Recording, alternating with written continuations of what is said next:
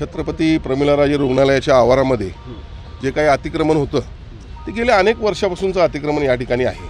प्रशासनानं खरं म्हणजे सामंजस्याची भूमिका घेऊन या सर्वांना बोलून घेऊन जिथं त्यांना योग्य वाटते त्या ठिकाणी हे त्यांना धंदा करण्यास मुभा द्यायला पाहिजे होती।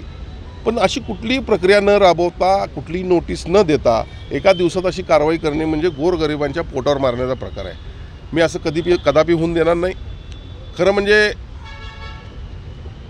या विभागाचा निर्णय आहे की या आवारामध्ये कुठलं अतिक्रमण नको, पण पूर्वीचं काय तर एक्झिस्टिंग अतिक्रमणं जी आहेत ती त्या ऑफिसरनं तिथल्या जो प्रमुख असतो त्यानं निर्णय घ्यायचे आणि त्यामुळे मी डीनना या ठिकाणी आज विनंती केलेली आहे की हा निर्णय होत असताना तुम्ही असं लोकांना ओढ्यावर पाडू शकत नाही। तुम्ही प्रस्ताव मंत्रालयाला सादर करा तुमच्या डिपार्टमेंटला आणि त्यानंतर आम्ही प्रस्ताव मंजूर करून घेऊ।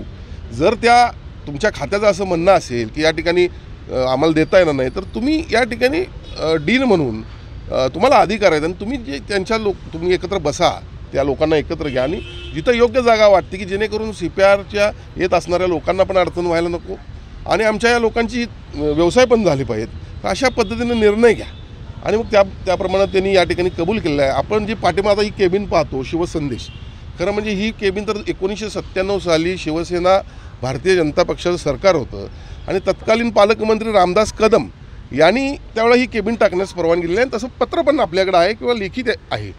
हा त्यांनी प्रस्ताव पुढे पाठवून नियमित करून घेतला नाही, एवढाच या केबिनमधला फरक आहे।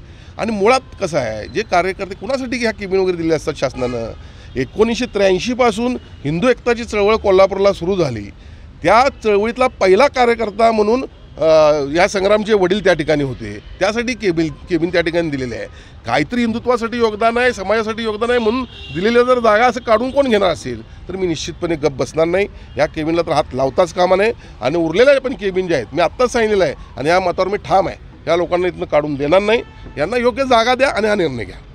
बघा काय होतंय, काळाच्या ओघात आपण आपापल्या कामात राहतो, आमच्याकडे प्रस्ताव आले की आम्ही मंजूर करून घेण्याचा प्रयत्न करतो। शासनाची डिपार्टमेंट 100 आहेत, लोकांची कामं हजारो असतात, त्यामध्ये आम्ही काम करत असतो।